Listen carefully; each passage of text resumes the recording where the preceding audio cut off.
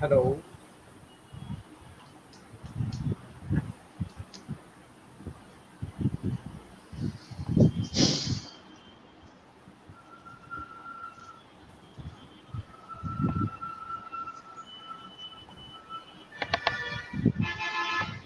Hello. ধন্যবাদ, শুনতে পাচ্ছি। জি, আ আসসালামু আলাইকুম। আমি মোহাম্মদ আরাফাত হোসেন, এক্স কুয়েটিয়ান। বর্তমানে ওয়ালটনে আছি। আজকের ওয়েব সেমিনারের হোস্ট হিসেবে আছি। তো আমাদের সাথে আরো ২ জন ওয়ালটনের এই ২ জন ডিজাইনার আছে। একজন হচ্ছে এক্স কুয়েটিয়ান রিফাত খসরু। উনি আছেন টিভি রেফ্রিজারেটর আর&ডি তে ওয়ালটন হাইটেকে, এবং আরেকজন আছেন Nafis Syed, ex KUETian home appliance R and D Walton. তো আজকে আমাদের যে বিষয় সেটা হচ্ছে অ্যাসপেক্টস অফ প্রোডাক্ট ডিজাইনিং। তো প্রথম বক্তা হিসেবে আমাদের মাঝখানে product design, plastic product design সম্পর্কে ইঞ্জিনিয়ার নাফিস সৈয়দ ভাই অ্যাজ এ আজকে প্রোডাক্ট ডিজাইন সম্পর্কে কিছু ধারণা এবং ইঞ্জিনিয়ারিং ক্ষেত্রে কি কি কাজে লাগে এবং ইন্ডাস্ট্রিয়াল লেভেলে কি কি লেভেলে কাজ করা লাগে সে ব্যাপারে উপস্থাপন করবেন। নাফিস ভাই, ইউ ক্যান ক্যারি অন। আসসালামু আলাইকুম, আমি নাফিস, এক্স কুয়েটিয়ান। আরাফাত একটু আগে পরিচয় করায় দিছে। আজকে আমাদের আলোচনার বিষয় হচ্ছে প্রোডাক্ট ডিজাইনিং এর বিভিন্ন দিক। আমি আসলে শুরু করব প্রোডাক্ট ডিজাইন নিয়ে। প্রোডাক্ট ডিজাইন এবং প্রোডাক্ট ডিজাইনিং এর যে বিভিন্ন দিকগুলো আছে সেগুলো নিয়ে আমি আলোচনা করব। শুরুতেই আমরা আসবো প্রোডাক্ট। প্রোডাক্ট কি জিনিস? প্রোডাক্ট হলো এমন কোনো অবজেক্ট বা সার্ভিস যেটা আমরা কাস্টমারদের কাছে বিক্রি করব, কাস্টমার বা কনজিউমারদের কাছে বিক্রি করব। কিন্তু এটা বিভিন্ন ধরনের হতে পারে, ফিজিক্যাল অবজেক্ট অথবা সার্ভিস। সার্ভিস বলতে অ্যাকচুয়ালি সফটওয়্যার সার্ভিস, সফটওয়্যার লেভেলের সার্ভিস। আর ফিজিক্যাল অবজেক্ট বলতে যেগুলো বোঝাবে consumer good, consumer electronics, sports equipment, scientific instruments, machine tools, medical device, বিভিন্ন অনলাইন অফলাইন আদার্স সার্ভিস আছে। এর মধ্যে কিছু ফিজিক্যাল অবজেক্ট আছে যেগুলো আমাদের আজকে আলোচনার বিষয়বস্তু না, এগুলো জাস্ট কমোডিটিস এর মতো, মানে যেগুলো আমরা ফুড প্রোডাক্টস এর মতো জিনিস, যেগুলো আর কি ফুড প্রোডাক্টস, ফুয়েলস এবং আদার্স র ম্যাটেরিয়ালস, এগুলো নিয়ে আমরা আলোচনা করব না। আমরা সেগুলো নিয়ে আলোচনা করব যেগুলো আমাদের ইন্ডাস্ট্রিতে, আমাদের ইন্ডাস্ট্রিয়াল ডিজাইন করার দরকার পড়ে। এখন প্রোডাক্ট তো হয়ে গেল, প্রোডাক্ট বিভিন্ন টাইপের আছে, সেগুলো অনুযায়ী প্রোডাক্ট ডিজাইনটা আসলে ভ্যারি করে। তো প্রোডাক্ট বিভিন্ন টাইপের হতে পারে, সেটা আমরা পরে আসবো। আগে প্রোডাক্ট ডিজাইন কি জিনিস সেটা নিয়ে আমি কথা বলি। প্রোডাক্ট ডিজাইন আসলে হচ্ছে মানে কিছু সেটস অফ অ্যাক্টিভিটিস, যেগুলো হলো আইডেন্টিফাইং মার্কেট অপরচুনিটিস, আমাদের defining some problems, developing proper solutions for that problems, and এরপরে হচ্ছে সেই প্রবলেমগুলোর সলিউশন তৈরি করা। তো প্রোডাক্ট প্রোডাক্ট ডিজাইনিং এর জন্য অনেকগুলো ধাপ আছে, সেই ধাপগুলো আসলে মেনটেন করতে হয়। সেইগুলো হলো কি কি, এখন আমরা একটু জানবো। প্রথমেই প্রোডাক্ট ডিজাইন করার জন্য আমাদের প্ল্যানিং করতে হবে। অবশ্যই প্ল্যানিংটা আমি একটা নাম বলে নিই, কি কি আসলে প্ল্যানিং হবে। প্ল্যানিং প্ল্যানিং তারপরে প্ল্যানিং এর পরে কি প্রোডাক্ট আমরা ডিজাইন করব বা কোন প্রোডাক্ট আমরা মার্কেটে দিব, সেটাই হচ্ছে প্ল্যানিং। এরপরে আসবে কনসেপ্ট কনসেপ্ট ডেভেলপমেন্ট। কনসেপ্ট ডেভেলপমেন্টের পরের ধাপটা হলো সিস্টেম লেভেল ডিজাইন, এবং তারপরে আসবে ডিটেল ডিজাইন। ডিটেল ডিজাইনের পরে আসবে টেস্টিং, রিফাইনমেন্ট, এবং শেষে আমাদের আসবে হচ্ছে মাস প্রোডাকশন বা প্রোডাকশন র্যাম্প আপ। তো এগুলোর প্রত্যেকটারই অনেক ডিটেলস ব্যাখ্যা আছে। আমরা ধীরে ধীরে সেগুলোর দিকে আর কি যাব। তো শুরুতে আসবে আসলে প্রোডাক্ট ডিজাইনিং এর এই ধাপগুলোতে আসলে আমাদের ইঞ্জিনিয়ার হিসেবে বা প্রোডাক্ট ডিজাইনার হিসেবে আমাদের কাজটা কি, কোন কোন সিচুয়েশনে কি কি কাজ। শুরুতে যদি আমরা প্ল্যানিং ফেজে চিন্তা করি, প্ল্যানিং ফেজে একজন ডিজাইনারের কি কাজ। প্ল্যানিং ফেজে আসলে একদম সিনিয়র লেভেলের ডিজাইনারের ছাড়া জুনিয়র লেভেলের যারা এন্ট্রি লেভেল ডিজাইনারদের আসলে তেমন কোনো কাজ করবে না। বাট আমাদের সিনিয়র লেভেলের ডিজাইনার বা টিম লিডার যে থাকবেন তার এখানে ইনভলভমেন্টটা জরুরি আছে, যে আদৌ আমাদের পক্ষে ডিজাইনটা করা সম্ভব হবে কি হবে না। বাট এই প্ল্যানিং ফেজে আমাদের মেইন টার্গেটটা হলো, আমাদের আউটপুটটা হলো মানে আমরা কি করতে যাচ্ছি, আমরা মার্কেটে কি দিতে যাচ্ছি, এইগুলা সিলেক্ট করা। এইগুলো হয়ে যাওয়ার পরে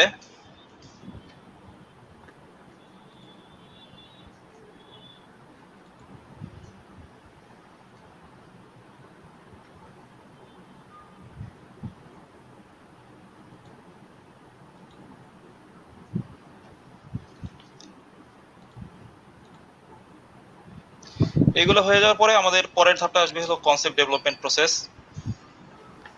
আমাদের কনসেপ্ট ডেভেলপমেন্ট প্রসেসের মধ্যে আমাদের কাজ করতে হবে কনসেপ্টটারে জেনারেট করার জন্য।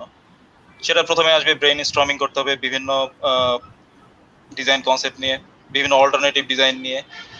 মার্কেট ট্রেন্ডটা আমাদের চিন্তা করতে হবে, তারপর মার্কেট ট্রেন্ড দেখে তারপর আমাদের সলিউশনটা খুঁজে বের করতে হবে। তারপর পরের ফেজটা আসবে আমাদের 3D কনসেপ্ট রেডি করতে হবে। এই জায়গায় প্রোডাক্ট ডিজাইনের একটা কাজ আছে, 3D রেডি করা, 3D ফাইল রেডি করা। এবং তারপরে আসবে রেন্ডারিং, যেটা ডিজাইন প্রেজেন্টেশনের জন্য কাজে লাগবে। এবং ডিজাইন প্রেজেন্টেশন হওয়ার পরে যখন ডিজাইনটা প্রেজেন্ট হয়ে যাবে এবং এটা ম্যানেজমেন্ট এবং সব পক্ষ থেকে এগ্রিড হবে, তখন পরের ফেজটা আসবে হচ্ছে ডামি মেকিংটা। ডামি বা একটা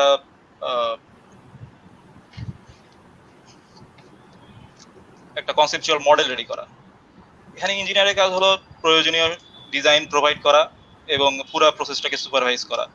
এই ডামিটা হতে পারে 3D পেইন্ট ইউজ করে অথবা আদার্স যে প্রসেসগুলো আছে সেগুলো ইউজ করে।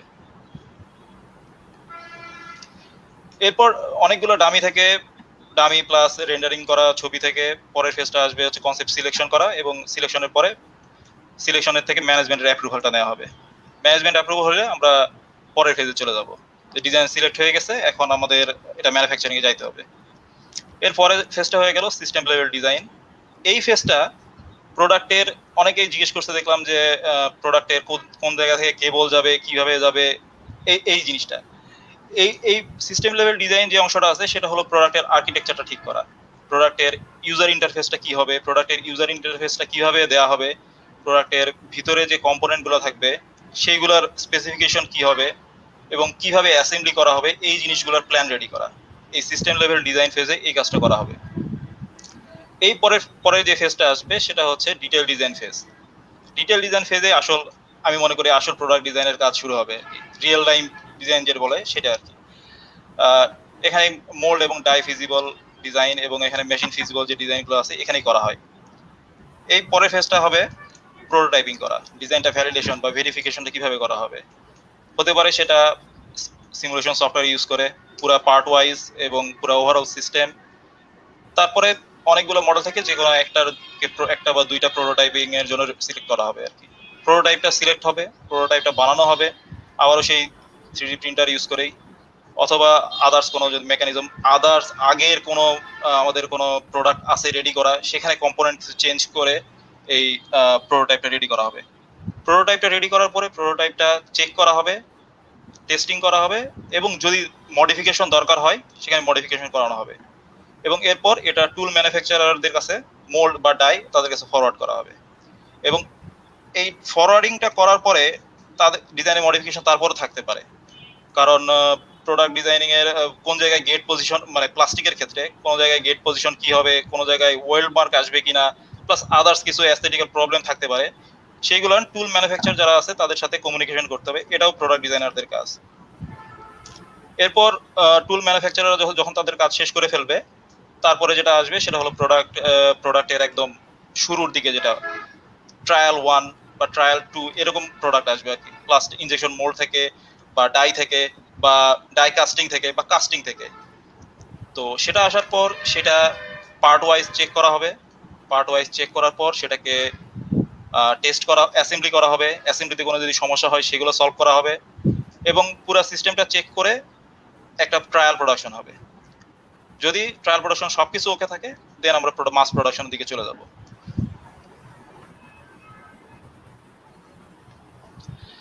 এখন এটা হলো প্রোডাক্ট ডিজাইনিং প্রসেসটা চলে গেল।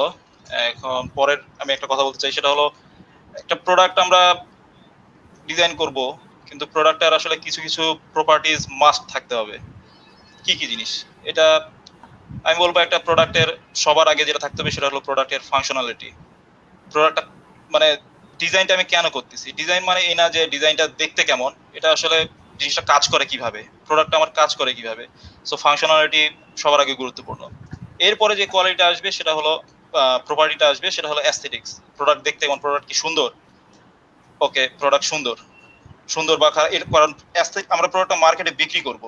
যদি প্রোডাক্টটা দেখতে সুন্দর না হয় কিন্তু কাজ ভালো করে, তাহলে কিন্তু মার্কেটে ক্রেতা ম্যাক্সিমাম ক্রেতা কিনবে না, এখন এই এই যুগে কমসে কম কিনবে না। তো মোটামুটি অ্যাস্থেটিক্সটা ভালো হইতে হবে। এবং পরের যেটা থাকবে সেটা হলো প্রোডাক্টের কোয়ালিটি। প্রোডাক্টের যে র ম্যাটেরিয়ালস আমরা ইউজ করব, প্রোডাক্টের যে ম্যাটেরিয়াল সিলেকশন করব, প্রোডাক্টের যে কম্পোনেন্ট সিলেকশন করব, এগুলো আমরা ভালো দেওয়ার চেষ্টা করব। আমরা যদি এগুলো সিলেকশন ভালোভাবে না করতে পারি, প্রোডাক্টের কোয়ালিটি খারাপ হয়ে যাবে। সো এই যে র ম্যাটেরিয়ালস প্লাস কম্পোনেন্টস, এগুলো ডিজাইন চেক করা, এগুলো সিলেকশন করা, এটা একটা প্রোডাক্ট ডিজাইন হিসেবে এটাও আমাদের একটা কাজ। এরপর আমি বলবো যে প্রোডাক্ট ডিজাইন কেন নেসেসারি। প্রোডাক্ট ডিজাইন নেসেসারি না কেন, এটা প্রথম কোশ্চেন হওয়া উচিত। প্রোডাক্ট ডিজাইন আসলে, প্রোডাক্ট ডিজাইন ছাড়া ইন্ডাস্ট্রিতে কোনো কিছুই করা আসলে মানে ম্যানুফ্যাকচারিং ইন্ডাস্ট্রিতে কোনো কিছু করা পসিবল না। এটা একটা রেফারেন্স হিসেবে কাজ করবে, এইটা একটা ডকুমেন্ট হিসেবে কাজ করবে। এই প্রোডাক্ট ডিজাইনের মাধ্যমে কোনো একটা সোসাইটির আইডিওলজি বা ফিলোসফি প্রকাশ পাবে। একটা প্রোডাক্ট ডিজাইন, ভালো প্রোডাক্ট ডিজাইন যদি না থাকে, কোয়ালিটি এনশিওর করা পসিবল না। এবং সবচেয়ে বড় কথা হলো, আমাদের মাঝে অনেক ক্রিয়েটিভ ব্যক্তি আছেন, প্রোডাক্ট ডিজাইন যদি, প্রোডাক্ট ডিজাইনের লেভেলগুলো সম্পর্কে যদি ধারণা না থাকে, তাহলে তাদের ক্রিয়েটিভিটিটা প্রকাশ করা পসিবল না। প্লাস এই প্রোডাক্ট ডিজাইন জানাটা আসলে লোকাল ইন্ডাস্ট্রির জন্য দরকার, প্লাস ফরেন জব যারা বলছে মাল্টি ন্যাশনাল কোম্পানি, তাদের জন্য, মানে যারা জব করতে ইচ্ছুক তাদের জন্য এটা দরকার।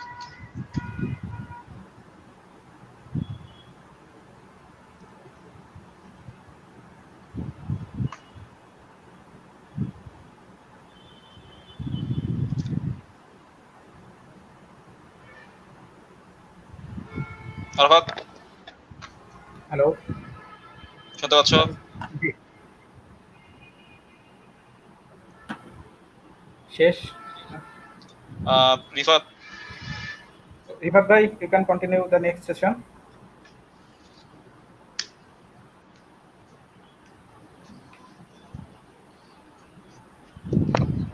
আমার পরিচয় অলরেডি আরাফাত শুরুতে একবার দিয়েছে, তো আমি একবার বলছি, এক্সিকিউটিভ আমি রিফাত খসরু, এখন ওয়ালটন হাইটেক ইন্ডাস্ট্রিজে কর্মরত আছি রেফ্রিজারেটর আর&ডি ডিপার্টমেন্টে অ্যাজ এ প্রোডাক্ট ডিজাইনার। আচ্ছা, আজকের আমাদের এই ওয়েবিনারটার মূল উদ্দেশ্য হচ্ছে গিয়ে যে অ্যাসপেক্টস অফ প্রোডাক্ট ডিজাইনিং। এখানে যদি বলা হয় যে পুরো বিশদ ব্যাপারটা নিয়ে যে একটা ওভারভিউ দেওয়ার কথা, অলরেডি নাফিস দিয়ে দিয়েছে, যে এটার পুরো ডিজাইনটা কি এবং কেন এটা লাগবে। আমি যদি আরেকটু ডিটেলসে আসি,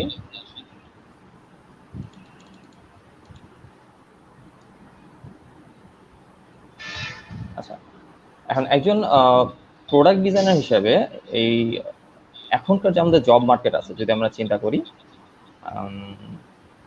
তাহলে স্কোপটা অনেক rising. As a product designer স্কোপটা অনেক রাইজিং। বিভিন্ন ম্যানুফ্যাকচারার বেস যে কোনো কোম্পানিতে প্রোডাক্ট ডিজাইনটা মাস্ট, কারণ যে কোনো একটা প্রোডাক্ট যখন আসবে, প্রোডাক্টের ফার্স্টে ইস্যু হচ্ছে যে একটা প্রোডাক্ট, ওটার নেসেসিটিটা প্রোডাক্ট হিসেবে যখন আসতেছে, তখন ওটার ডিজাইনিংটা শুরুর দিকে লাগবে, যে প্রোডাক্টটা যে কাজটা ওটা ফুলফিল করবে, ওটার জন্য ওটা একটা প্রপার ডিজাইন লাগবে। আর তখনই প্রোডাক্ট ডিজাইনারের সম্পূর্ণ দায়িত্বগুলো ফুলফিল করতে হবে, যেমন planning phase, concept develop making, ওটা থেকে একটা সিস্টেম ডেভেলপ করা। হ্যালো,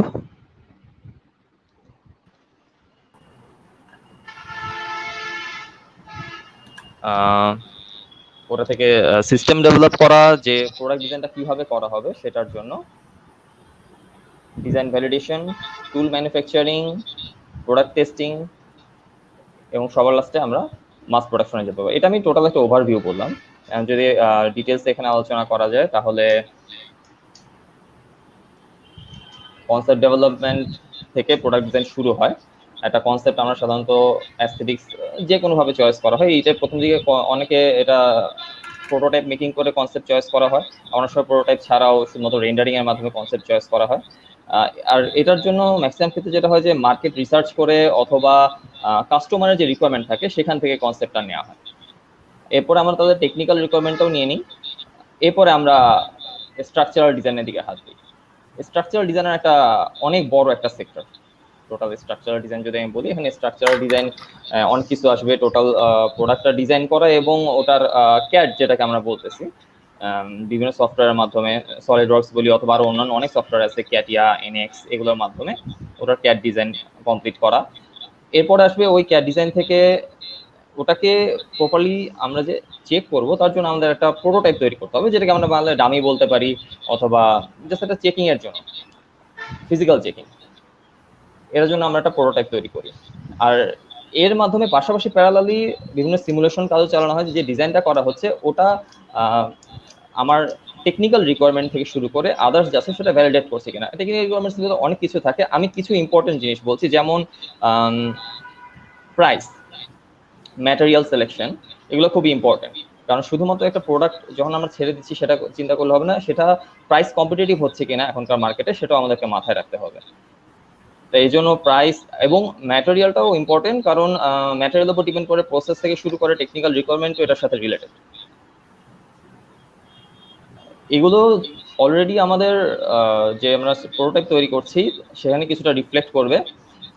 তারপরে আমরা যখন ফাইনালাইজে আসবো তখন ওটাকে আমরা টুল মেকিং এর জন্য আমরা অ্যাপ্রোচ করতে পারবো। এখন টুল মেকিং হচ্ছে গিয়ে আরেকটা স্টেপ এই জায়গায়। এতক্ষণ ছিলাম আমরা ক্যাড ডিজাইনের ভিতরে, এখন আমরা যখন টুলিং এর জন্য অ্যাপ্রোচ করছি তখন জিনিসটা চলে যাচ্ছে এটা কিভাবে এই প্রোডাক্টটা তৈরি হবে। যেমন অনেক রকমের প্রোডাক্ট আছে, আমি একটা সিম্পল উদাহরণ দিই, একটা বোতল, একেবারে কমন একটা প্রোডাক্ট আর কি। একটা বোতল যদি চিন্তা করি, তাহলে একটা বোতলের যে টোটাল বডি আছে সেটা আমরা টোটাল ব্লো মোল্ডের মাধ্যমে সাধারণত তৈরি করে থাকি, আর যে ক্যাপটা আছে ওটা ইনজেকশনের মাধ্যমে তৈরি করা হয়। এখন এই প্রসেস দুইটা যখন আমরা জানবো যে ঠিক আছে আমরা এই দুটো ম্যানুফ্যাকচার করছি, তখনই আমাদের প্রসেসটা ডিফাইন হয়ে গেল এবং সেই অনুযায়ী ম্যাটেরিয়াল আমরা সিলেক্ট করব এবং সেই অনুযায়ী টুলিং কাজ হবে। যেমন টুলিং এর ভিতরে ইনজেকশন মোল্ডের জন্য মোল্ড মেকিং করবে, যদি আমরা প্রেস ডায়ে যাই শীট মেটালের জন্য সেক্ষেত্রে ডাই আসবে, এরকম আরো অনেক কিছু আছে, ম্যানুফ্যাকচারিং প্রসেস অনেক কিছু আছে এখানে। এখন টুলিং শেষ করে যখন প্রোডাক্টটা ওখান থেকে টুলিং হয়ে আসছে, তারপরে শর্ট দেওয়ার পরে ট্রায়াল দেওয়া হবে। ট্রায়ালের যে প্রোডাক্টগুলো আছে ওগুলোর টেকনিক্যাল রিকোয়ারমেন্ট আবার চেক করা হবে, যে ঠিক আছে আমাদের মোল্ড থেকে বের হয়ে আসার পর প্রোডাক্টের কোয়ালিটি ওকে আছে কিনা এটা চেক করার জন্য রিকোয়ারমেন্টগুলো আবার চেক দিয়ে যখন আমরা ফাইনালি এটাকে টেস্ট করা হবে, না ঠিক আছে সবকিছু ঠিক আছে, তখন সেটা আমরা মাস প্রোডাকশনের জন্য, ম্যানুফ্যাকচার লেভেলে মাস প্রোডাকশনের জন্য আমাদের টোটাল প্রোডাক্টটা রেডি হয়ে গেল। এই থেকে আমরা টোটাল একটা কুইক ওভারভিউ। এখন যদি এরপরে ওভারভিউ তো আমাদের মোটামুটি শেষ হয়ে গেল যে প্রোডাক্ট ডিজাইনটা কিভাবে হচ্ছে। এখন এর সাথে সাথে কিছু কথা আরো বলতে চাচ্ছি, যে যদি এখন আমরা আজ থেকে 5 বছর আগের কথা চিন্তা করি, তাহলে ওই সময় প্রোডাক্ট ডিজাইন বলতে গেলে ওরকম কিছুই ছিল না। অনেকে অত সফটওয়্যারের নামও জানতো না, অথবা এই ব্যাপারে কারো কোনো ওরকম বাংলাদেশের রেসপেক্টে ওরকম কোনো আগ্রহ ছিল না, অথবা ক্যান্ডিডেট এভাবে পাওয়া যেত না। কিন্তু এখনকার ফিল্ড অ্যাকচুয়ালি ওরকম নেই। এখন বাংলাদেশে অনেক কোম্পানি ম্যানুফ্যাকচারে যাচ্ছে, কিন্তু ম্যানুফ্যাকচারে গেলেও ম্যানুফ্যাকচারে একটা প্রোডাক্টকে নিয়ে যাওয়ার জন্য যেই রকম এক্সপার্টিস দরকার প্রোডাক্ট ডিজাইন সেক্টরে, সেরকম এক্সপার্টিস দুঃখজনক হলেও আমাদের এখানে প্রচুর পরিমাণে নেই। একেবারে যে নেই তা না, বিভিন্ন কোম্পানিতে অনেক অলরেডি আছেন, কিন্তু প্রচুর পরিমাণে নেই। কিন্তু এটা একটা ভালো স্কোপ এখানে। এখন যে কোনো একটা প্রোডাক্ট যখন আমরা ম্যানুফ্যাকচারে যাব, তখন এই ফুল প্রসেসটা হয়ে আসার জন্য ইন্ডাস্ট্রিয়াল লেভেলে যেরকম ডিমান্ড তৈরি হওয়া দরকার, সেরকম ডিমান্ড আমাদের দেশে অলরেডি এখন তৈরি হচ্ছে এবং ভবিষ্যতে আরো হবে। এবং এই জন্য আমার মতে যারা আগ্রহী আছে প্রোডাক্ট ডিজাইনের জন্য, তাদের আমার মতে নিজেদেরকে আরো ডেভেলপ করা উচিত।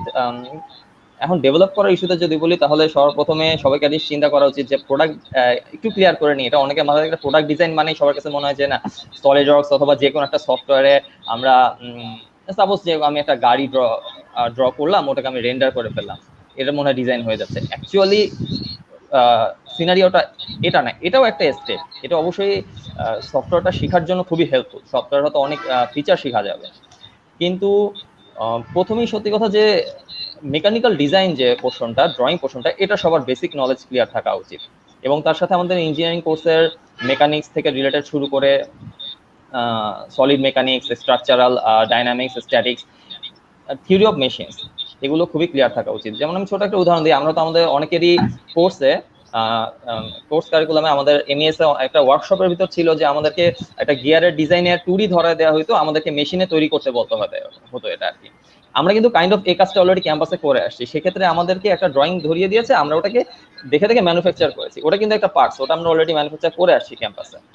এখনো কিন্তু ওই কাজটাই আমরা করতে যাচ্ছি, কিন্তু অনেক আকারে, এটা একটা মাস প্রোডাকশন হবে। এখন যদি আমি ওখানে আমাদেরকে একটা ড্রয়িং না ধরিয়ে দিয়ে, ওখানে যদি রিকোয়ারমেন্ট দিয়ে বলে দিত যে না ঠিক আছে, আমাকে এত পাওয়ার ট্রান্সফার করতে পারে এরকম আমাকে একটা গিয়ার ডিজাইন করে দাও, ওটা কি আমরা সময় করতে পারতাম যদি আমাদের থিওরির নলেজ না থাকতো? তা এজন্য আমি বলছি যে এখানে থিওরির নলেজ অবশ্যই খুবই গুরুত্বপূর্ণ, এটা ডিজাইনের বেসিক। যখন ড্রয়িং এবং এই ডিজাইনের ক্যালকুলেশন এই দুটোকে কম্বাইন করা হবে, তখনই একটা প্রপার ডিজাইন তৈরি হচ্ছে, তখনই একটা প্রপার ডিজাইন তৈরি হবে যেটা কিনা সাস্টেইনেবল ডিজাইন হবে, যে ডিজাইনটা সাস্টেইন করবে অ্যাজ এ প্রোডাক্ট।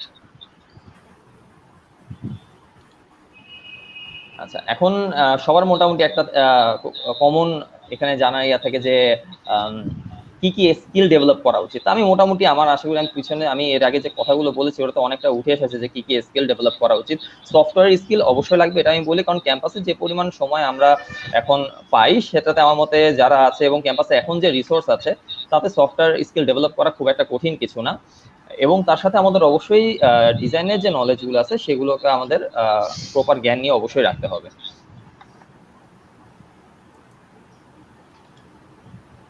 আচ্ছা, আর আরেকটা গুরুত্বপূর্ণ জিনিস সেটা হচ্ছে যে এটা যে কোনো একটা প্রোডাক্ট ডিজাইনের ক্ষেত্রে আমি মাঝখানে একটা জিনিস নিয়ে কথা বলেছিলাম যে প্রসেস সিলেক্ট করা। প্রসেস সিলেক্ট করার ক্ষেত্রে যেটা হচ্ছে যে ম্যানুফ্যাকচারের প্রসেসটা খুব ইম্পর্টেন্ট, কারণ একটা প্রোডাক্ট একটা ওয়েতে ম্যানুফ্যাকচার হয়। যে কোনো প্লাস্টিক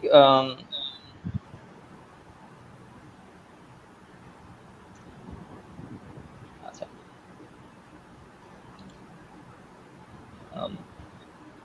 ম্যানুফ্যাকচারিং প্রসেসের ক্ষেত্রে ম্যানুফ্যাকচারিং প্রসেসটা কেন ইম্পর্টেন্ট, ম্যানুফ্যাকচারিং প্রসেসের উপর ডিপেন্ড করতেছে যে যে প্রোডাক্টটা আমরা ডিজাইন করতে যাচ্ছি সেই প্রোডাক্টটা আমরা কিভাবে ডিজাইন করব সেটা। অ্যান্ড ম্যানুফ্যাকচারিং প্রসেসগুলো আমি বলি যেগুলো আমাদের দেশের জন্য কমনলি অ্যাভেলেবল সেগুলো আমি বলছি, যেমন কাস্টিং,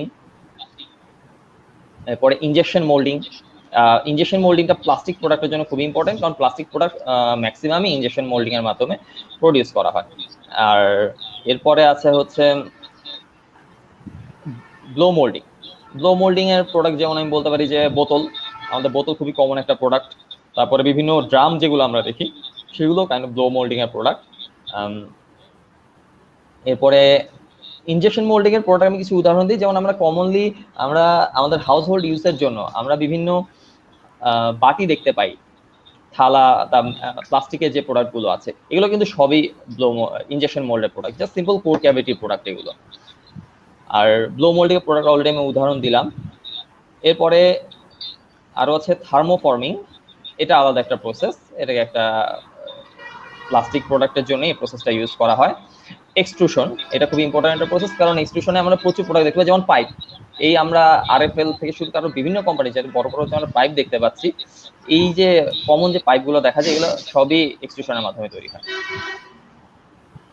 আর মেটাল প্রোডাক্টে যখন আসছে, মেটাল প্রোডাক্টের সবচেয়ে কমন ম্যানুফ্যাকচার প্রসেস হচ্ছে প্রেস ডাই, কারণ মেটালকে তো অ্যাকচুয়ালি ফর্ম করা একটু কষ্টসাধ্য ব্যাপার, এটাকে প্রেস ডাইয়ের মাধ্যমে আমরা বিভিন্ন আমাদের যে শেপে দরকার পড়ে, আমাদের যে প্রোডাক্ট যেরকম ডিজাইনের দরকার পড়বে সেরকম প্রেস ডাইয়ের মাধ্যমে মেটাল প্রোডাক্ট তৈরি করা হয়। আর কাস্টিং, শুরু থেকে আমি যেটা বলেছিলাম, কাস্টিং গুলো সাধারণত ডাই কাস্টিং, সেন্ট্রিফিউগাল কাস্টিং, বিভিন্ন রকমের কাস্টিং প্রসেস আছে। মেটাল কাস্টিং আমাদের দেশে খুবই কমন একটা জিনিস, যে কোনো মেটাল আমরা যেগুলো পার্টস দেখে ওগুলো সাধারণত মেটাল কাস্টিং এর মাধ্যমেই তৈরি করা হয়। এই প্রসেসগুলো খুবই ইম্পর্টেন্ট, কারণ এই প্রসেসগুলো যখন আমরা ডিফাইন করে নিতে পারবো, আমরা যখন জানতে পারবো যে হ্যাঁ আমার এই প্রোডাক্টের জন্য এই প্রসেস দরকার, তখন আমি ওই প্যারামিটারগুলোই ফলো করবো ওই প্রোডাক্টটা ডিজাইন করার জন্য। আচ্ছা,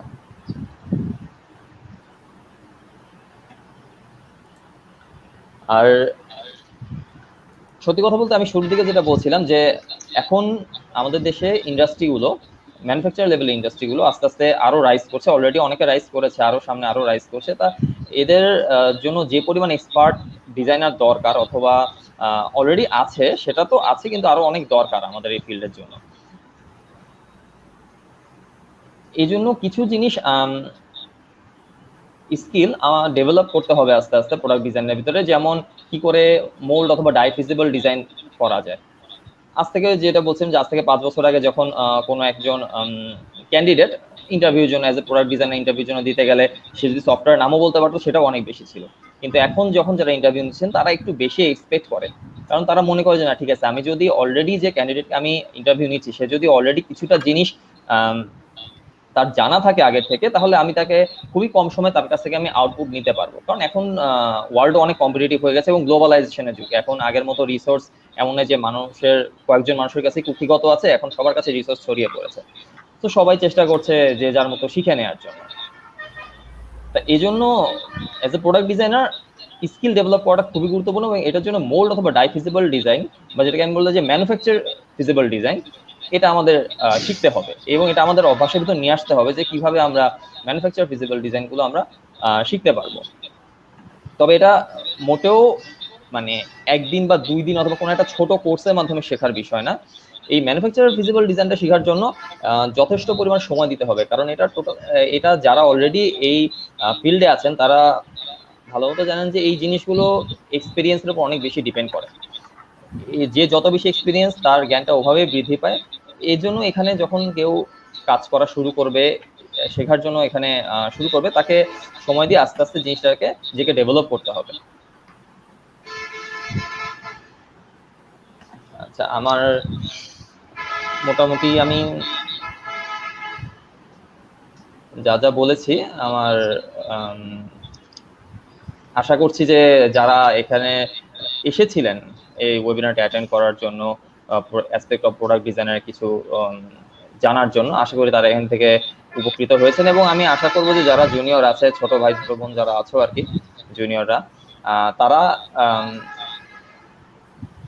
তারা যদি অধ্যাবসায় মেনটেন করে তারা যদি লেগে থাকো এই জিনিসটার পিছনে, তাহলে এখান থেকে অবশ্যই বেটার কিছু আসবে। আমি এখানে শেষ করছি। আল্লাহ হাফেজ। থ্যাংক ইউ রিফাত ভাই। অ্যাকচুয়ালি আমাদের আজকে সেমিনারটা জাস্ট স্টার্টিং পর্যায়ে। আমরা ধাপে ধাপে product design, sheet metal design বা মোল্ড ডিজাইন সম্পর্কে আমরা ধাপে ধাপে সেমিনারের পর্ব বাড়িয়ে ডিটেলস বলার চেষ্টা করব। অ্যাকচুয়ালি ফার্স্ট টাইম অনেক কিছু হয়তো বা গ্যাপ থেকে গেছে, আবার অনেকগুলা কোশ্চেন আমরা ক্লিয়ারলি বলতেও পারি নাই। সো আমাদেরকে গতকালকে আমরা ওপেন কোশ্চেনের জন্য কিছু একটা ইভেন্ট করেছিলাম, এখান থেকে বেশ কিছু কোশ্চেন এসছে এবং আমাদের লাইভে কিছু কোশ্চেন এসছে। আমরা চেষ্টা করব এই সব কোশ্চেনগুলোর অ্যান্সার দেওয়ার জন্য। সো নাফিস ভাই এবং রিফাত ভাই দুজনেই চেষ্টা করবেন আপনাদের এই কোশ্চেনগুলো অ্যান্সার দেওয়ার জন্য।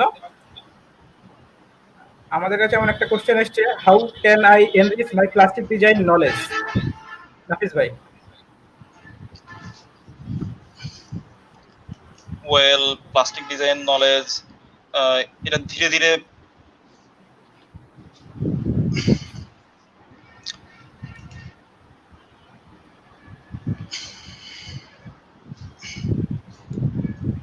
নাফিস ভাই একটু প্রবলেম হচ্ছে, নেটের প্রবলেম হচ্ছে। রিফাত ভাই ক্যান কন্টিনিউ। ওকে, যে প্রশ্ন করেছো তাকে অসংখ্য ধন্যবাদ। আচ্ছা, প্লাস্টিক ডিজাইন তুমি শুরুতেই স্পেসিফিক করে ফেলেছো ম্যাটেরিয়ালটা। প্লাস্টিক ডিজাইনের জন্য যদি বলি যে তুমি ক্যাড স্কিল বলো, তাহলে ক্যাড স্কিল অ্যাজ ইউজুয়াল তোমার অন্যান্য প্রোডাক্টের জন্য যেরকম লাগবে, প্লাস্টিক ডিজাইনে তুমি সেরকম ভাবে ক্যাড ডিজাইন করে নিয়ে আসতে পারবা। কিন্তু তোমাকে এর সাথে, যেহেতু এটা প্লাস্টিক বোর্ড, সো ম্যানুফ্যাকচারটা তোমাকে চিন্তা করতে হবে যে প্লাস্টিক ডিজাইনের জন্য আমরা ইনজেকশন মোল্ড অথবা এক্সট্রুশন মোল্ড, ব্লো মোল্ড, এইভাবে আমাদের চিন্তা করতে হবে। এখন এটা তোমার প্রোডাক্টের উপর ডিপেন্ড করছে। এই জন্য হয়তো প্লাস্টিক ডিজাইনের জন্য কিছু জিনিস আমরা থিকনেস ইউনিফর্ম রাখা, তারপরে মোল্ড ফিজিবল ডিজাইন করা, যাতে ইনজেকশন মোল্ড থেকে সহজে প্রোডাক্টটা রিলিজ হতে পারে, এইরকম ডিজাইন করা, এগুলো তোমাকে মাথায় রাখতে হবে। এখানে আরো অনেক ডিটেলস আছে, এটা হয়তো তোমরা যদি আমাদের সাথে ট্যাগড আপ থাকো, কারণ এটা আমাদের আমরা যে সেমিনারটা করছি আর কি, এটা ভবিষ্যতে আরো সবার অনেক কাজে লাগবে আরো বড় প্রোগ্রামের মধ্য দিয়ে। তো এই জন্য আমি বলছি যে এখানে আস্তে আস্তে আরো অনেক ইনফরমেশন আসবে, আর নেটে প্রচুর রিসোর্স অ্যাভেলেবল আছে, তোমরা যদি স্টাডি করো তাহলে আরো ডিটেলস জানতে পারবা। থ্যাংক ইউ রিফাত আর ভাই। Next question: if my plastic product has some non-plastic material such as stainless steel blades, etc., how do I source and assemble those parts when I am mass product manufacturing? There are question like that. Rifat bhai. আচ্ছা, thank you. আচ্ছা, সেই ক্ষেত্রে যেহেতু দুই টাইপের product, plastic product এবং metal product,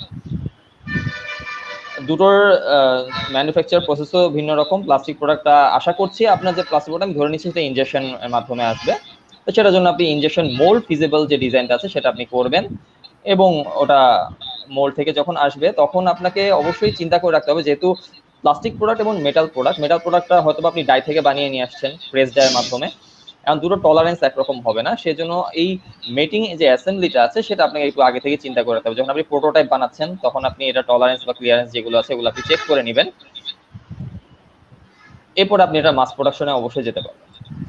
আচ্ছা, কোশ্চেনটার মনে হয় অ্যানসার দরকার ছিল যে অ্যাসেম্বলি কিভাবে করবে।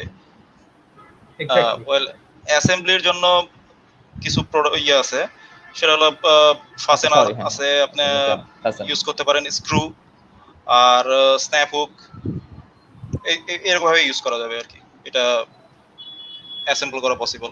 আর যদি কেউ গ্লু ইউজ করতে চায় সেটাও পসিবল, এবং এই তো। Thank you. My next question: which program are frequently used for product designing and rendering in industries in Bangladesh? Rifat, Hafiz bhai. আচ্ছা তো আচ্ছা, এখানে বাংলাদেশে কমনলি আমরা সলিডওয়ার্কস সবচেয়ে বেশি ইউজ করা হয় কমনলি ইন্ডাস্ট্রি লেভেলে, আর রেন্ডারিং এর জন্য সলিডওয়ার্কস ইউজ করা হয় ক্যাড ডিজাইনের জন্য। আর যদি বলে রেন্ডারিং এর জন্য, তাহলে রেন্ডারিং এর জন্য অনেক সফটওয়্যার আছে, কিশট বেশ ভালো, কিশট ইউজ করা হয় অনেক বেশি, মায়াও ইউজ করা হয়, তবে মায়া ইউজ করা সাধারণত গ্রাফিক্সের কাজগুলো যেগুলোর জন্য রিলেটেড ওটার জন্য। তবে যদি বলেন যে কোর ম্যানুফ্যাকচার লেভেলের ডিজাইন অথবা ইঞ্জিনিয়ারিং ডিজাইন যে প্রোডাক্টগুলো আছে এগুলোর জন্য, তাহলে সলিডওয়ার্কস, ক্যাটিয়া, এনএক্স, এই সফটওয়্যারগুলো ভালো। অটোডেস্ক ইনভেন্টর এগুলো মেইনলি ক্যাডের ডিজাইনের জন্য ইউজ করা হয়। কিশট আর আমি যে সফটওয়্যারগুলো বললাম এদের প্রত্যেকেরই বিল্ট ইন কিন্তু রেন্ডার করার জন্য প্ল্যাটফর্ম আছে, আর এছাড়া কিশট কমনলি ইউজ করা হয়, কিশটের রেন্ডার পারফরম্যান্স বেশ ভালো। Thank you. How does the volume shrink press optimize when manufacturing? Hafiz bhai. Okay, question থেকে যে বোঝা যাচ্ছে যে সম্ভবত মোল্ডের যে শ্রিঙ্কেজ এটা নিয়ে কথা বলা হচ্ছে। ওয়েল, এটার অ্যান্সার হলো এটা ডিপেন্ড করবে প্রোডাক্টের ম্যাটেরিয়ালের উপর। যদি প্লাস্টিক হয় বা মেটাল হয়, মেটাল যদি কাস্টিং এর মাধ্যমে আসে, সেক্ষেত্রে প্রত্যেকটা প্রোডাক্টের একটা করে শ্রিঙ্কেজ রেশিও আছে, এবং এই শ্রিঙ্কেজ রেশিও অনুযায়ী মোল্ড মেকার যে মোল্ড ডিজাইন করবে সে প্রোডাক্টটাকে স্কেল আপ করে নেবে তত পার্সেন্ট, যে এটা এতবার মানে এত পার্সেন্ট এটা শ্রিঙ্ক করবে, ততখানি সে ইনক্রিজ করে দিবে ভলিউমটাকে। এবং প্রোডাক্টটা যখন ইঞ্জেকশনে শর্ট দেওয়া হবে বা ডাই কাস্টিং এ শর্ট দেওয়া হবে অ্যালুমিনিয়াম বা অন্যান্য মেটালে, সেটা ততখানি টেম্পারেচার নর্মালাইজের সাথে সাথে ওটা শ্রিঙ্ক করে তার অরিজিনাল শেপে চলে আসবে।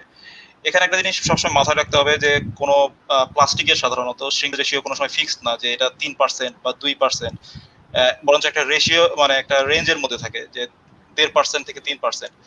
আর ইনজেকশন মোল্ডেও এমন না যে একটা প্রোডাক্ট সবসময় একদম ফিক্সড একটা মানে ডাইমেনশনে বেরোবে যে 3 মিলিমিটার লেন্থ, এটা 3 মিলিমিটারে আসবে। এটা ইনজেকশনের প্রেসার, মানে ইনজেকশন মোল্ড যে মেশিনের যে মেশিনটা আছে সেই মেশিন অনেকগুলো প্যারামিটার আছে, টেম্পারেচার, প্রেসার, এইগুলোকে ভ্যারি করে একটা শেপ, এই শেপটা মানে ডাইমেনশনটা অ্যাকচুয়ালি একটা রেঞ্জের মধ্যে এটাও ভ্যারি করা যায়। সো এখানে যে ডিজাইন ইঞ্জিনিয়ার আছে বা কোয়ালিটি কন্ট্রোলে যারা আছে তাদের সাথে কথা বলে বা কনসাল্ট করে এটা কি মোটামুটি ফিক্স করা যাবে আর কি। Thank you. Next question: what is more important, learning more software or one software at a deep level? Rifat bhai. আচ্ছা, এক্ষেত্রে আমি বলবো যে one software at a deep level, this is very important. More software যদি বলো, মোর software তুমি নামটা যদি জেনে রাখো, ইটস ইম্পর্টেন্ট। কারণ ফিচার মোটামুটি ঘুরে ফিরে সবগুলো সফটওয়্যারে একইভাবে কাজ করবে। তুমি সাপোজ ধরলাম তুমি সলিডওয়ার্কসকে বেসিক সফটওয়্যার হিসেবে শিখছো, এখন সেম প্রোডাক্ট ডিজাইন করার জন্য যে ফিচার, এটা এনএক্সও অ্যাভেলেবল, ক্যাটিয়াতে অ্যাভেলেবল, অটোডেস্ক ইনভেন্টর অ্যাভেলেবল। শুধুমাত্র ওখানে হয়তো নাম চেঞ্জ হবে, হয়তো ফিচার যে অ্যাপিয়ারেন্সটা আছে, ওইটার যে আইকনটা আছে, ওটা হয়তো একটু চেঞ্জ হবে। তো সেক্ষেত্রে আমি আমি বলবো যে একটা সফটওয়্যার ডিপলি শেখা ভালো, আর অন্যান্যগুলোর সম্বন্ধে তোমার হালকা ধারণা রাখলেই চলবে। আমি এটার সাথে একটু অ্যাড করতে চাই। কিছু কিছু ক্ষেত্রে 2-3টা সফটওয়্যারের নলেজ থাকা ভালো। যেমন শিট মেটালের ক্ষেত্রে আমি মনে করি যে এনএক্স একটা বাড়তি অ্যাডভান্টেজ দিবে। প্লাস মোল্ড ডিজাইনের ক্ষেত্রে হয়তো বা এনএক্স একটু বাড়তি অ্যাডভান্টেজ দেয় আর কি, মানে এক্সপার্টদের কথা আমার মনে হয় আর কি। প্লাস কিছু ফাইল আছে, হেভি টাইপের ফাইল আছে যেগুলো সলিডওয়ার্কস আসলে সবসময় সাপোর্ট করে না, এটা কিন্তু এনএক্স বা কাটিয়াতে সাপোর্ট করে। সো তুমি যদি সফটওয়্যারটা মোটামুটি চালানোও শেখো, তাও এটা তোমার জন্য advantage. Thank you. Next question: is CGPA important in building up career as product designer? Nafis bhai. CGPA CGPA একটা লেভেল পর্যন্ত তোমাকে হেল্প করবে, তুমি অ্যাপ্লাই করতে পারবা কি পারবা না, কিন্তু অ্যাকচুয়ালি আমি বলবো যে সিজিপিএ সবসময় তোমাকে হেল্প করবে না। সিজিপিএ সবসময় হেল্প করবে না, কারণ তুমি তোমার যে স্কিল, তোমার যে নলেজ, সেটা সবসময় তোমার সিজিপিএ তে রিফ্লেক্ট করে না।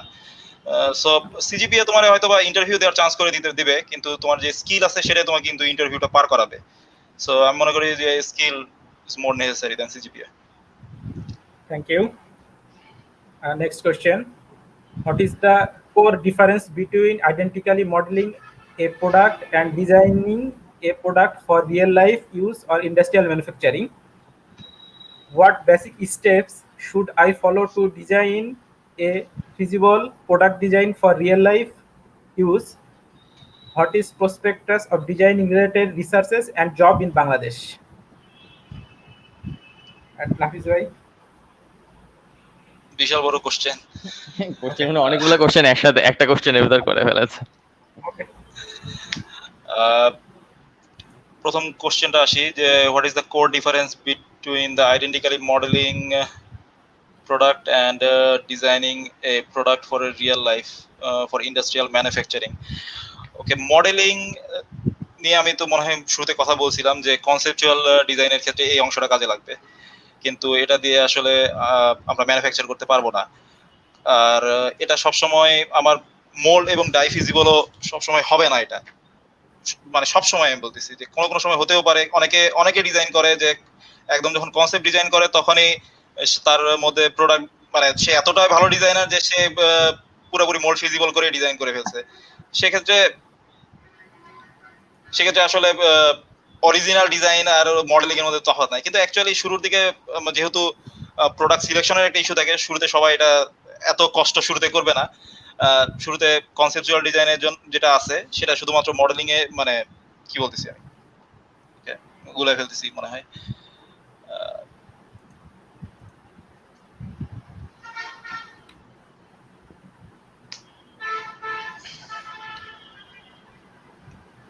ওই তো কনসেপচুয়াল যে ডিজাইনটা আছে, মডেলিংটা, সেটা প্রোডাক্ট মানে একেবারে ইন্ডাস্ট্রিয়াল ডিজাইন হবে না, এবং সেটা ইন্ডাস্ট্রিতে ইউজ করা যাবে না। কারণ সেটার মধ্যে যে মোল্ড এবং ডাই ফিজিবিলিটি, যে তার যে প্রপার্টিস গুলো আছে সেগুলো সে যদি মেনটেন না করে তাহলে সেটা কোনো ইউজেই আসবে না। আর অন্যদিকে আমার যে ইন্ডাস্ট্রিয়াল ডিজাইনটা থাকবে, অরিজিনাল ডিজাইন, সেটার মধ্যে সেটা মোল্ড এবং ডাই ফিজিবল হবে, সেটার মধ্যে ফাসেনারটা ডিফাইন করা থাকবে, সেটার ম্যাটেরিয়ালের কথা চিন্তা করে সেটার ভিতরের যে ডিজাইনের কিছু ডিটেইলস আছে সেটাও সেভাবে চেঞ্জ করা হবে। সো এটাই difference. Thank you. Next question: how can we improve our product design so that cost can be minimized? Rifat bhai. আচ্ছা, কস্ট মিনিমাইজেশনের ইস্যুতে যদি প্রোডাক্ট ডিজাইন ইমপ্রুভ করার কথা চিন্তা করা হয়, তাহলে তোমাকে অবশ্যই তার সাথে কিছু জিনিস চিন্তা করে রাখতে হবে। যেমন প্রোডাক্টটা নিয়ে সিমুলেশন করা, প্রোডাক্টটা প্রোটোটাইপ তৈরি করে ওটাকে চেক করে দেখা। আর কস্ট যখন চিন্তা করতে যাবে তখন তোমাকে ওই প্রোডাক্টটা সম্বন্ধে আরো কিছু জিনিস ভালো মতো চেক করে নিতে হবে, যে এটা কোন ম্যাটেরিয়াল সিলেক্ট করা হচ্ছে, প্রোডাক্টটা কোন এনভায়রনমেন্টে থাকবে এবং প্রোডাক্টটা দিয়ে অ্যাকচুয়ালি কি ফাংশন করবে সেটা তুমি এটা যদি সম্পূর্ণরূপে তুমি যদি স্টাডি করতে পারো তখন তুমি এটাতে কস্ট রিডাকশনের যে কাজটা এখানে তুমি হাত দিতে পারবা, তখন কস্ট অপটিমাইজেশন করা যাবে।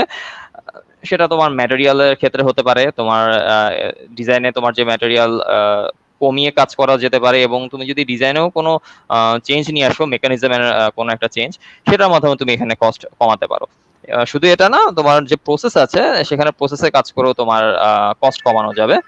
আর যদি বলো যে প্রোডাক্ট ডিজাইনিং স্কিল, তো প্রোডাক্ট ডিজাইনিং স্কিল তোমার অবশ্যই এর মাধ্যমে তুমি যে প্রোডাক্ট ডিজাইনিং স্কিল নিয়ে আসছো এর প্রোডাক্টটা ডিজাইন করার জন্য তোমার যেটাতে আছে সেটাতেই হয়ে যাচ্ছে, সেটা নিয়ে সমস্যা হবে না। কিন্তু তার সাথে তোমার এই আদার্স যে ইস্যুগুলো আছে সেটাকে অবশ্যই ইমপ্লিমেন্ট করতে হবে, তাহলে তুমি কস্ট ইফেক্টিভ এবং যে প্রোডাক্ট ডিজাইনিং সেটা তুমি ইমপ্লিমেন্ট করতে পারবা। Thank you. Now the next question: what is the impact of aesthetic in a specific product? Can the performance of a product can be sacrificed a little bit for aesthetics?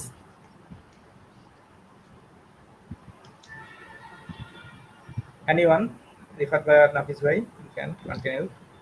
Well, এটা depend করবে তুমি যে অর্গানাইজেশনে আছো সেটার ফিলোসফির উপর, সেটা আসলে কি ধরনের প্রোডাক্ট ডিজাইন কাস্টমারের কাছে দিতে চায়।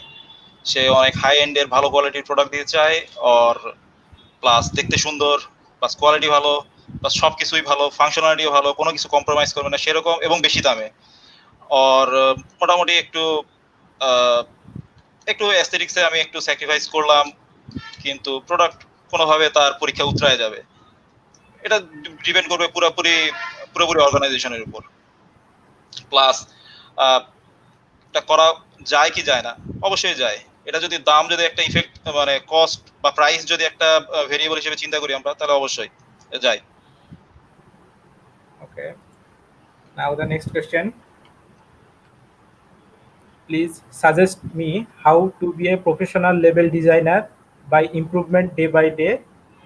I sometimes feel lost. How can I overcome that? Like a motivational question. So, Rifat bhai, you can answer. How can?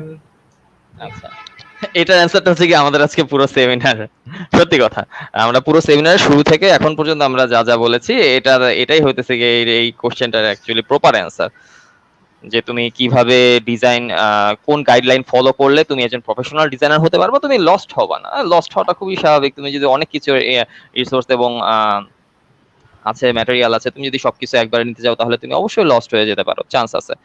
কিন্তু তোমাকে অবশ্যই আগে স্ট্রাকচার একটা ওয়েতে আগাতে হবে। আর এই স্ট্রাকচারের ওয়েটা অ্যাকচুয়ালি আমরা ডিসকাস করেছি যে কিভাবে কোন প্রসেসের কোন প্রসেস আসতে হবে, যেমন যেগুলো আমরা অলরেডি ডিসকাস করে এসেছি, যে কনসেপ্ট মেকিং, ওখান থেকে প্রোডাক্টটা ডিজাইন করা, তারপরে প্রোটোটাইপ মেক করা, তারপর ওখান থেকে স্ট্রাকচারাল ম্যানুফ্যাকচার ফিজিবল যে ডিজাইনটা সেটা অবশ্যই তার আগে সিলেক্ট করে নিতে হবে যে কোন ম্যানুফ্যাকচার প্রসেসে আমরা যাব এবং ম্যাটেরিয়ালটা কি। এগুলোই একজন professional as a professional designer এই জিনিসগুলোই তাকে মেনটেন করতে হবে। কিন্তু এগুলো আমি যতটা সহজে 1 মিনিটের ভিতর বলে দিচ্ছি, এটা এমন না যে তুমি কয়েকদিন লেগে থাকলে অথবা একটা টানা ইউটিউবে কয়েকটা ভিডিও দেখলা অথবা তুমি কিছুদিন টানা সলিডওয়ার্কসে কাজ করলা তাহলেই হয়ে যাবে, তা না। এটা তোমাকে চর্চার ভিতর থাকতে হবে, এই জিনিসটা টোটালি একটা চর্চার ভিতরে। তুমি যদি কিছুদিন কাজ করে আবার কিছুদিন গ্যাপ দাও, এমন হতে পারে তুমি জিনিসগুলো থেকে টাচ আপে না থাকার কারণে তোমার ভিতর থেকে স্কিলগুলো আস্তে আস্তে মান হয়ে যেতে পারে। কিন্তু এক্ষেত্রে যেটা বললাম যে চর্চা এবং তোমাকে এই গাইডলাইনটা ফলো করতে হবে, যে গাইডলাইনটা আমি তোমাকে পুরো সময় ধরে বলছি। Okay, thank you. Next question. What courses are must to be a professional machine design engineer? Rifat bhai. What professional courses? Machine design, Yes. Similar question আগেরটার মতনই কিছুটা। হ্যাঁ এটা আগেরটার মতনই, শুধুমাত্র এখানে এর আগে ছিল প্রোডাক্ট ডিজাইনার, আর এখানে অ্যাকচুয়ালি প্রোডাক্টটা মোটামুটি অনেকটা কিছুটা ন্যারো ডাউন করা মেশিন ডিজাইন, যেটা স্পেসিফিক করে বলেছেন যেই বলুক আর কি। মেশিন ডিজাইনের জন্য as usual product design skill তো লাগবে, সেক্ষেত্রে যে যে লেভেলে মেশিন ডিজাইনে কাজ করবেন তাকে অবশ্যই ওটা প্র্যাকটিক্যাল ফিল্ড নিয়ে চিন্তা করতে হবে, কোন মেশিনটা বানাচ্ছেন, মেশিনে কোন ম্যাটেরিয়াল গুলো ইউজ করতে হবে, পার্টস গুলো কোন ক্লিয়ারেন্সে কিভাবে অ্যাসেম্বলি অবস্থায় থাকবে, তার সাথে কিভাবে ওগুলার মুভমেন্ট চিন্তা করে তাকে অবশ্যই পুরো কাজটা করতে হবে। অ্যাকচুয়ালি আফটার প্রোডাক্ট ডিজাইনিং এর পরে আমরা ট্রাই করব মেশিন ডিজাইন রিলেটেড একটা সেমিনারের আয়োজন করার, সেখানে আমাদের ইন্ডাস্ট্রিয়াল লেভেলে কোনো machine designer as speaker, guest speaker হিসেবে আমরা আমন্ত্রণ জানাতে পারি। তো আমরা নেক্সট কোশ্চেনে যাই। Can you please describe a recent product project you are particularly challenged by and how you approached the problem? So আমাদের দুইজন ডিজাইনারই রিসেন্টলি অনেকগুলো প্রজেক্ট নিয়ে কাজ করছে। জাস্ট শর্টলি দুইজনই তাদের কিছু এক্সপেরিয়েন্স শেয়ার করবে যেটা সবচেয়ে চ্যালেঞ্জিং ওয়ার্ক তাদের কাছে লেগেছে। নাফিস ভাই। ওয়েল, আমি রিসেন্টলি কাজ করতেছি ওয়াশিং মেশিন প্রজেক্টে। আমি নতুন একটা ওয়াশিং মেশিনের কিছু পার্টস নিয়ে কাজ করতেছিলাম, কিন্তু আমি এখন যেটা ফেস করতেছি সেটা হলো ভাইব্রেশন নিয়ে। ভাইব্রেশন রিলেটেড আমার নলেজ এত ভালো ছিল না, সো এটা নিয়ে কিছুদিন স্টাডি করলাম, তারপর প্র্যাকটিক্যাল ফিল্ডে অ্যাপ্লাই করলাম, এখন মোটামুটি একটা সলিউশনে আসছে। এটাই হলো আমার এক্সপিরিয়েন্স। ভাই। আচ্ছা, আমার বর্তমানে কাজ করা হচ্ছে একটা নতুন রেফ্রিজারেটর প্রোডাক্ট নিয়ে, ফ্রেঞ্চ রেফ্রিজারেটর।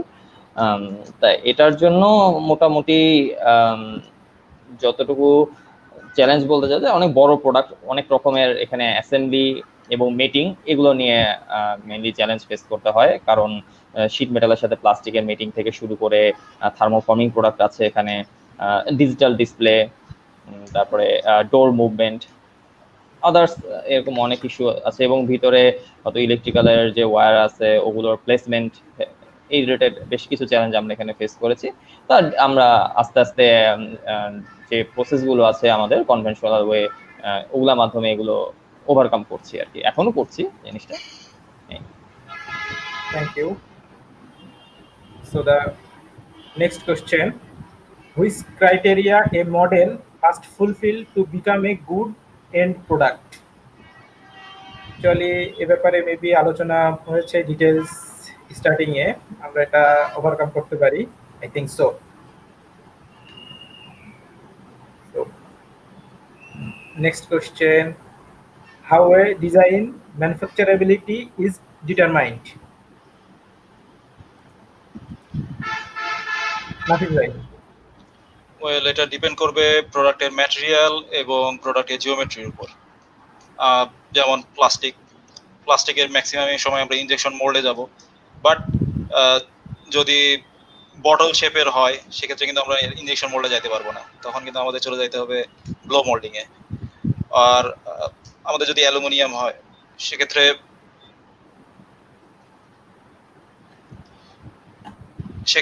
আমাদের চলে যেতে হবে ডাই কাস্টিং এ অথবা কাস্টিং এ। কিন্তু এটা ম্যানুফ্যাকচারেবিলিটি আছে কিনা এটা চেক করার জন্য শুরুতে তো অবশ্যই প্রসেস ওরিয়েন্টেড চিন্তা ভাবনা করতে হবে। তারপরে যেটা আসতে হবে সেটা হলো মেশিনেবিলিটি আছে কিনা, এটা হচ্ছে ড্রাফট ইস্যুটা দেখতে হবে। ড্রাফট ইস্যুটা দেখার পরে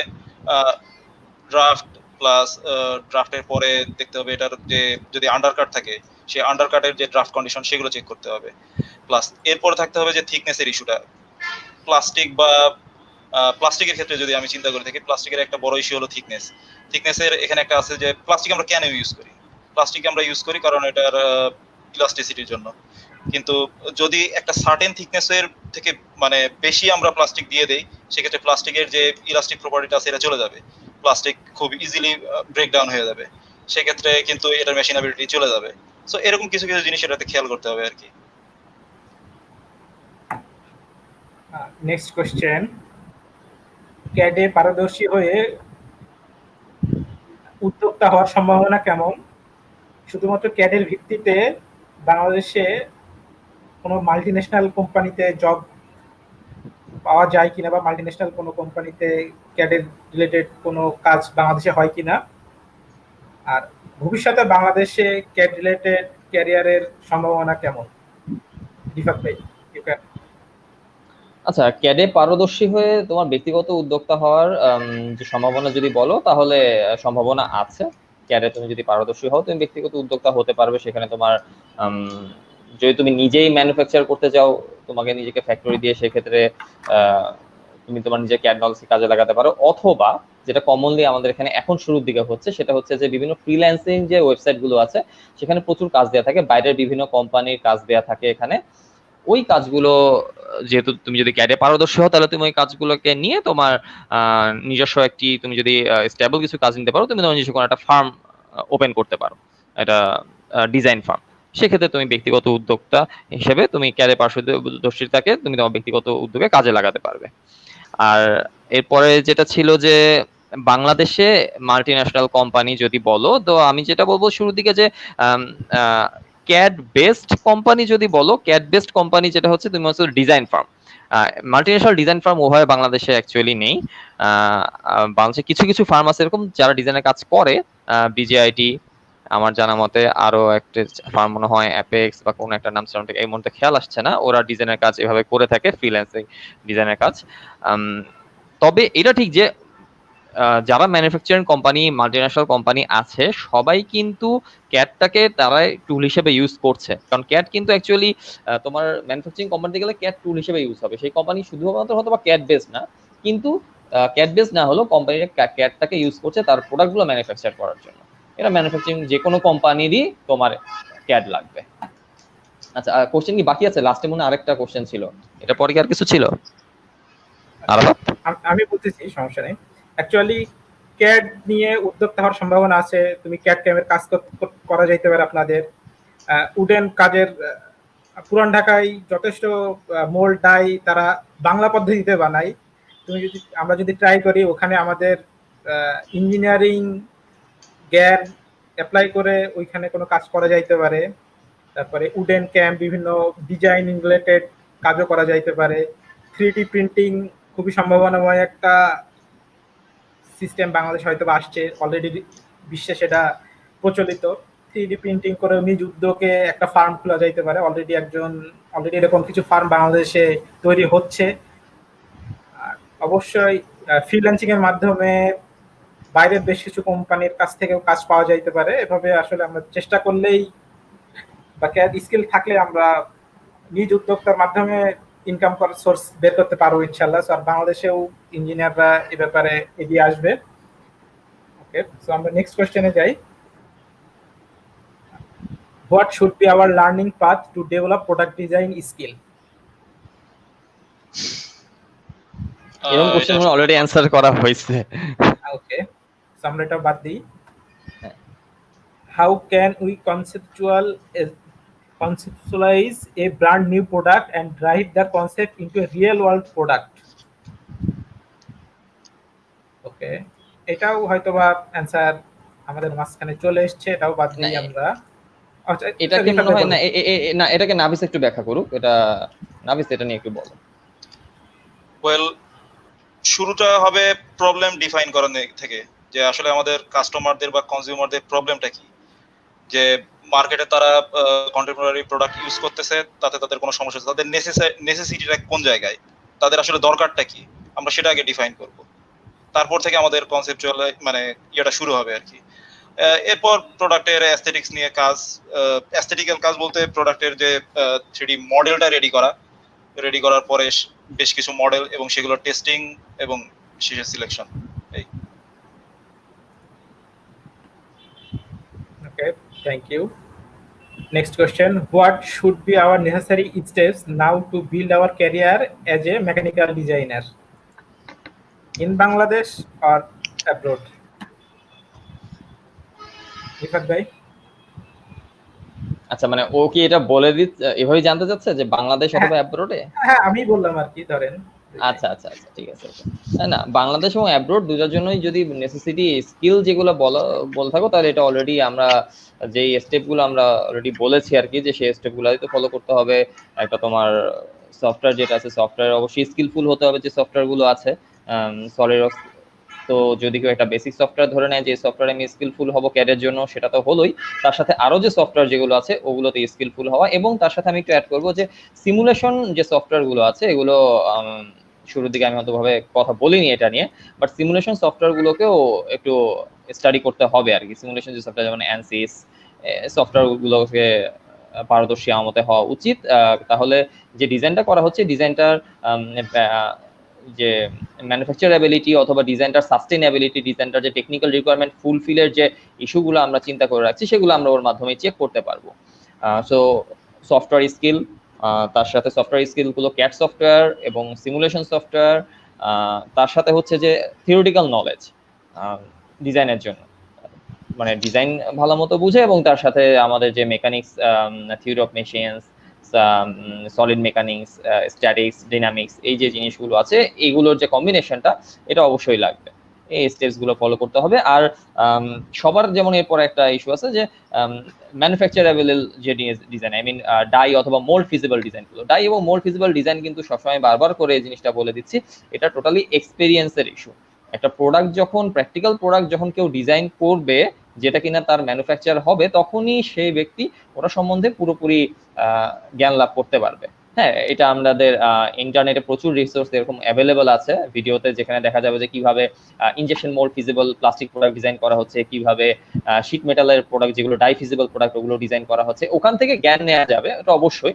কিন্তু একজন যখন সে তার নিজের ডিজাইন করা প্রোডাক্ট যখন ম্যানুফ্যাকচার হবে, ইনজেকশন মোল্ড থেকে আসবে অথবা ডাই থেকে আসবে, তখন যে ডিজাইন আছে সে কিন্তু সম্পূর্ণ ধারণাটা পাবে যে সে যে ডিজাইনগুলো করেছে সেটা আসলেই কাজ করেছে কিনা, যে ডিজাইনটার টেকনিক্যাল রিকোয়ারমেন্ট ফুলফিল করছে কিনা। এখান থেকে সে তার যে এক্সপেরিয়েন্সটা সেভাবেই গ্যাদার করতে পারবে। ওকে, now the next question, what are the ways to know if the design of a product is manufacturable? নাফিস ভাই, এটা সম্ভবত একটু আগে অ্যানসার দিছি আমি। এটা অলরেডি অ্যানসার দেয়া হয়েছে এটা। ওকে, তো এগুলো আমাদের গতকালকের যে কোশ্চেন পর্ব ছিল সেখানে বেশ কিছু কোশ্চেনারি এসেছে, সেগুলো আমরা ট্রাই করছি অ্যানসার দেওয়ার আমাদের মতো করে, আমাদের এক্সপেরিয়েন্সের উপর ভিত্তি করে। এখন লাইভে বেশ কিছু কোশ্চেন এসছে, সেগুলোর কিছু অ্যানসার দেওয়ার ট্রাই করবো, এবং যদি কোশ্চেন বেশি হয়ে থাকে সেক্ষেত্রে আমরা প্রত্যেকটারই উত্তর হয়তো পরে জানাই দেওয়ার ট্রাই করব। সেক্ষেত্রে একটা কোশ্চেন এসছে, what are the chances of creating lean manufacturing hubs like in China? So Nafis ভাই আর রিফাত ভাই, lean manufacturing hubs like in China আমাদের দেশে কোনো চান্স আছে কিনা?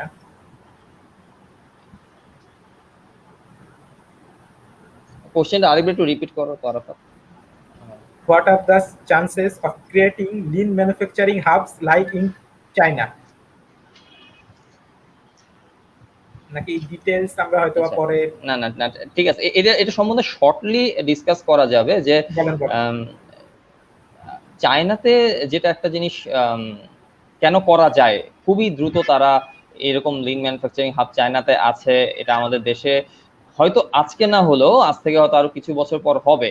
কখন হবে? যখন এই প্রোডাক্ট ডিজাইন সেক্টরে আরো এক্সপার্ট লোকজন আসবে, ওদের এক্সপিরিয়েন্সও যেমন আছে লাইনে, সেই রকম ভাবে ওদের সেমি আশপাশ থেকে সাপোর্টিং যে ফ্যাক্টরিগুলো আছে এগুলো প্রচুর পরিমাণে ওদের ওখানে অ্যাভেলেবল।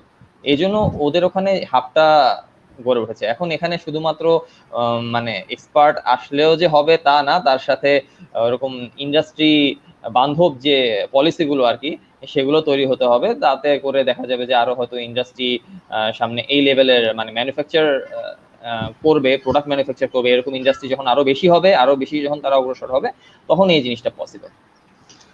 ওয়েল, কিছু কিছু ক্ষেত্রে লিন ম্যানুফ্যাকচারিং ইউজ করা হয়, যেমন ওয়েস্টেজ মিনিমাইজ করা বা লিড টাইম কমানো।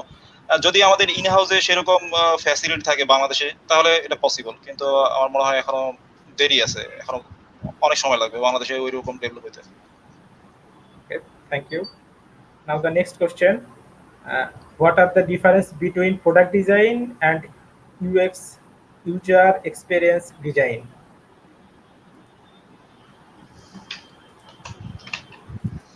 Repeat করব?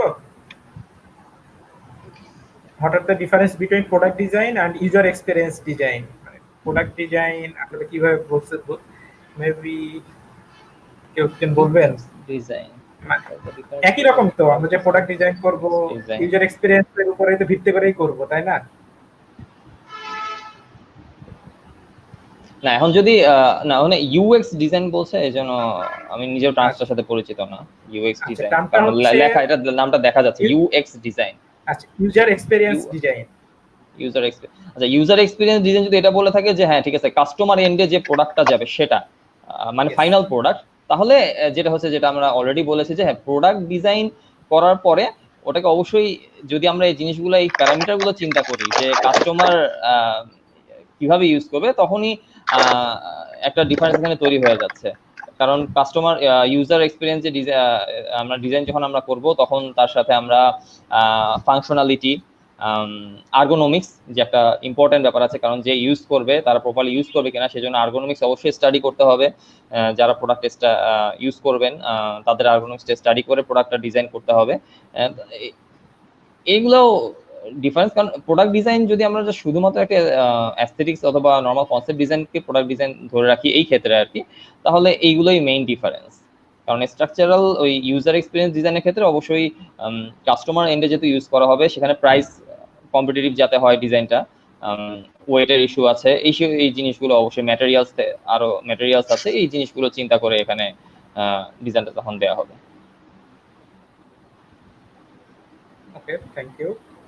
নেক্সট কোশ্চেন, বাংলাদেশে যারা প্রোডাক্ট ডিজাইন ফিল্ডে কাজ করতেছে তারা যদি ইন্টারন্যাশনাল জব ফিল্ডে কম্পিট করতে চায় তাহলে নিজেকে কিভাবে প্রিপেয়ার করা উচিত, যদি এই ব্যাপারে কিছু বলতেন।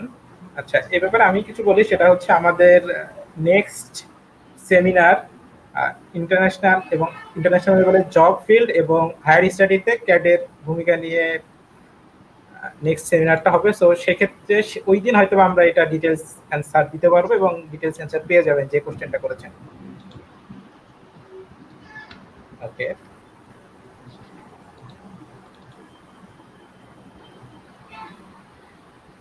now next question is which software is more user friendly? এটা আসলে ক্রিটিক্যাল, আমরা যেটা দিয়ে কাজ করি আমাদের কাছে সেটাই মনে হয় ইউজার ফ্রেন্ডলি। আবার শীট মেটাল বেজ বা প্লাস সারফেস বেজ অনুযায়ী বিভিন্ন সফটওয়্যার বিভিন্নভাবে সফটওয়্যার ইউজার ফ্রেন্ডলি হয়ে থাকে। সো আমরা যেহেতু আমাদের প্রোডাক্ট ডিজাইনাররা সলিডওয়ার্কসে কাজ করে, তাদের কাছে মনে হয় সলিডওয়ার্কসই ইউজার ফ্রেন্ডলি। আবার সারফেস রিলেটেড কোনো কাজে সেটা মনে হবে যে ক্যাটিয়া অনেক ইউজার ফ্রেন্ডলি। আর সব দিক মিলায়ে আমার কাছে যেটা মনে হয় যে এনএক্স, আই থিঙ্ক সবকিছু মিলায়ে এনএক্স মোর ইউজার ফ্রেন্ডলি আমার এক্সপিরিয়েন্স অনুযায়ী। অ্যান্ড বিপাদ ভাই এবং নাফিস ভাইয়ের কোনো এক্সপিরিয়েন্স আছে কিনা, বা কোনটা ইউজার ফ্রেন্ডলি বেশি? ওয়েল আমাদের কাছে মনে হয়েছে সলিডওয়ার্কস বেশি ইউজার ফ্রেন্ডলি। এনএক্স শীট মেটালের জন্য ভালো, কিন্তু এই ভালো বা খারাপ বলার মতো আসলে লেভেলে এখন আমরা পৌঁছাইনি। এক্স্যাক্টলি, হ্যাঁ এটা সত্যি কথা যে অ্যাকচুয়ালি আমি পার্সোনালি সলিডওয়ার্কস ইউজ করেছি, অন্যান্য অ্যাকচুয়ালি সফটওয়্যার গুলো আমি ওভাবে অনেক কম আর কি ওরকম ভাবে ইউজ করা হয়নি। তা এই জন্য আমার কাছেও মনে হয় যে সলিডওয়ার্কস ইউজার ফ্রেন্ডলি। তবে হ্যাঁ অন্যগুলো যেটা আমি ইউজ করিনি, অন্যগুলো সম্বন্ধে আমি অ্যাকচুয়ালি কমেন্ট করতে পারছি না। সো আমাদের এক্সপিরিয়েন্স আসলে ওই লেভেলে এখনো যায়নি।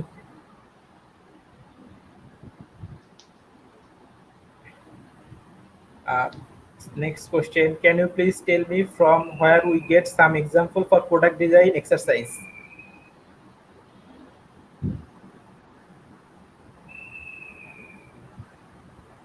Okay,